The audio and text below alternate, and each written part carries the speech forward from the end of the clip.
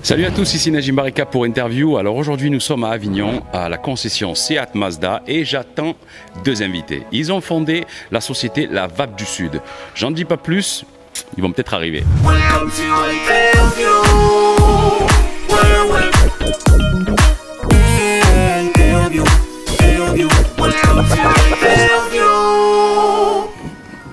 Voilà mes deux coupables. Les gars, pourquoi vous m'avez fait venir ici? Et d'ailleurs où on est? Alors ici, on est à la concession Cupra Seat Mazda Cap 84 du groupe Milanesio, l'une des nombreuses concessions justement du groupe Milanesio. On est ici parce que le groupe Milanesio est l'un de nos principaux partenaires dans notre aventure La Vape du Sud. Ils nous ont beaucoup aidés, cru en nous dans le lancement de cette idée. Ils nous ont beaucoup aidés, à l'occurrence quand on a tourné notre film Go Fast La Vape du Sud, ils nous ont fourni énormément de véhicules et amené beaucoup de soutien pour la réalisation de ce film. La Vape du Sud, c'est quoi? Ça s'adresse à qui? Est-ce que tu peux m'expliquer? Parce que tout le monde en a entendu parler d'un coup. Mais la Vape du Sud, c'est quoi? Et tu sais quoi? Tellement je suis chaud, je te file le micro. Merci, c'est un privilège. La Vape du Sud, qu'est-ce que c'est? La Vape du Sud, c'est une marque qu'on a créée qui représente des liquides de cigarettes électroniques qui sont faits entièrement dans le sud de la France, comme l'indique son nom, et qui sont destinés aux vapoteurs le plus nombreux possible. Comme beaucoup d'histoires dans le sud de la France, c'était un apéro, des amis. Moi, je suis un très gros vapoteur, ça fait 8 ans que je fume. Et que je dis à Jawed que c'est vrai que les produits, souvent, dès qu'on achète, on ne sait pas d'où ça vient, la qualité que c'est, des prix des fois qu'on ne connaît pas, fait vraiment différents, des produits qui ne sont pas français. Donc on s'est dit, pourquoi pas créer notre propre marque et nos propres produits. Brian, si j'ai bien compris, toi tu es le passionné, tu es le mec qui fume de la vape, tu es le Snoop Dogg de l'équipe. C'est ça. Et en fait tu as emboucané Jawed à venir en renfort. C'est ça. Moi je suis coupable d'être un mec, d'avoir peut-être un peu trop d'idées, et puis quand j'ai entendu Brian, moi, avec un petit peu ce souci qu'il avait de ce liquide justement dont il n'avait pas la pleine maîtrise, je me suis dit mais tu devrais créer toi-même ton propre liquide, en ne savant même pas si c'était faisable ou pas de le faire. Et puis après dans la discussion on s'est dit mais t'imagines si on arrivait à créer un liquide 100% français, avec des arômes naturels, dont on connaîtrait toute la consistance. Je suis sûr que ça pourrait même intéresser des gens à qui on pourrait vendre, qui ont sûrement la même problématique que toi. Et puis c'est de là qu'a commencé un petit peu cette aventure qui a fleuri. On a passé des heures et des nuits à essayer de regarder comment il était possible de pouvoir créer des liquides. Et puis de là a commencé des appels vers des interlocuteurs qui nous ont un peu expliqué comment on pouvait arriver à ce résultat-là. Et puis c'est arrivé la première prise de contact avec le labo et la société d'embouteillage qui est également dans le sud de la France.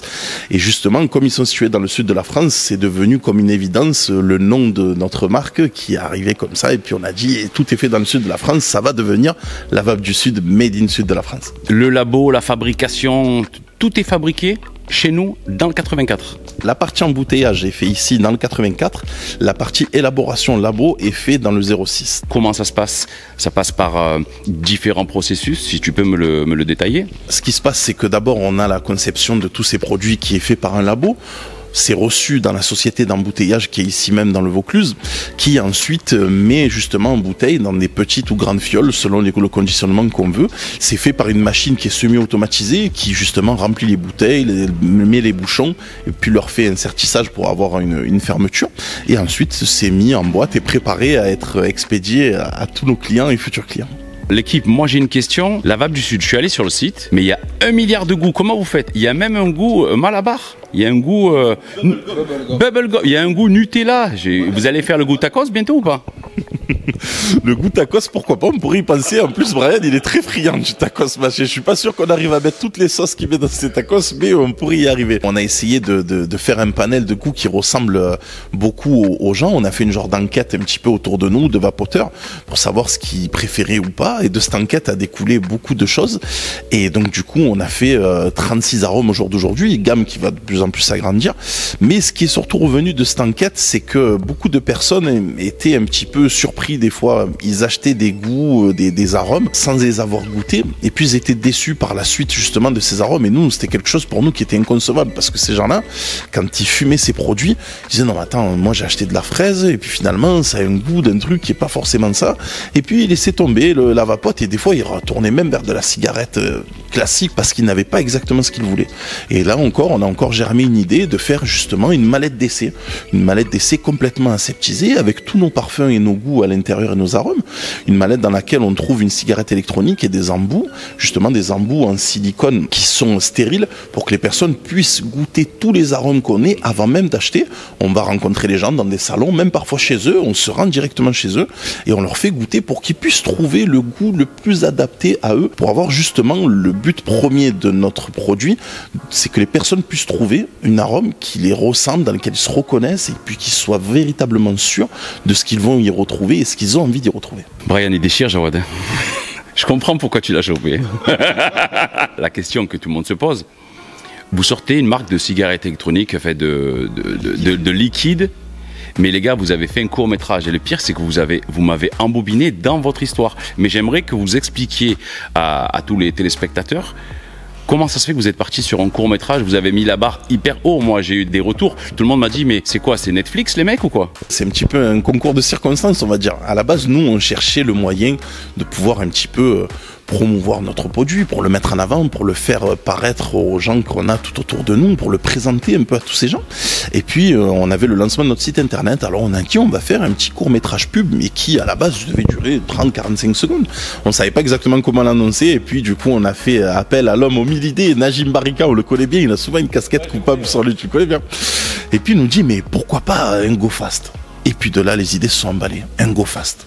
On arrive, on ouvre. On s'attend à avoir des billets, de la drogue, plein de choses. Et non, grande surprise, c'est de la vape du Sud, c'est encore mieux que ce qu'on attendait.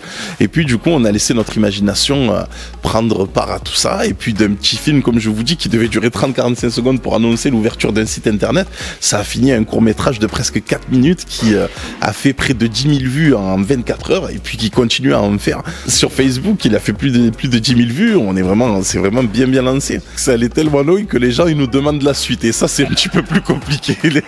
Alors Brian, Jawad, on kiffe quand il parle, moi, il m'a marabouté.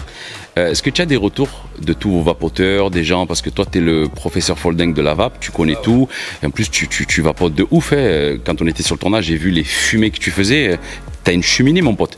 Parle-moi un petit peu des retours de tous tes vapoteurs. Au début, les produits, donc nous on a eu des échantillons, donc avant de se lancer pour faire justement distribuer, qu'on a distribué gratuitement à des clients potentiels, des amis, pour justement avoir le retour des produits, voilà, savoir si tout était bon et le 100% positif. Et tout le monde nous disait, c'est vrai que ta fraise, c'est vraiment le goût de fraise, comme si on mangeait une fraise. On a un goût melon pastèque qui est extraordinaire. Et donc c'est à partir de là qu'on s'est dit, bingo quoi. Et moi qui suis fumeur depuis tant d'années, j'ai jamais eu des produits autant savoureux, autant goûteux que ça, et voilà, donc c'est pour ça qu'on s'est lancé quoi. J'ai une info, t'es pas au courant que je l'ai, mais c'est quel goût qu'il a défoncé? Il y avait plus de stock pour les gens. C'est celui dont il parle le plus, c'est fraise du Sud, c'est pour ça qu'il en parle en premier. On a un souci de stock, a priori on aurait une petite souris qui nous grignote nos fioles, et il en manque beaucoup. Tu es coupable de défoncer le stock? Oui, et je l'assume. En tout cas, Brian, Jawad, vraiment merci de m'avoir fait l'honneur de m'accorder du temps et de prendre le temps de m'expliquer un petit peu le concept. Même si je le connaissais, je pense que c'était important quand même, avec tous les retours qu'on a sur les réseaux, que toutes les personnes puissent savoir qui se cache derrière la vape du Sud, parce que c'est vrai que visuellement quand on voit le court-métrage on se dit putain c'est deux mecs, c'est la mafia et tout. Derrière ces grands gabarits se cachent deux grands cœurs. Vous êtes vraiment sensible à la qualité. En visitant les entrepôts, je me suis rendu compte que voilà, vous mettez énormément de moyens. Je vous remercie. Peut-être un mot pour terminer? Voilà, donc on vous dit à bientôt sur notre site internet et surtout bonne vape à tous. Jaja, un petit mot? Bonne vape! Merci à tous et à très bientôt. C'était Najim Barika sur Interview.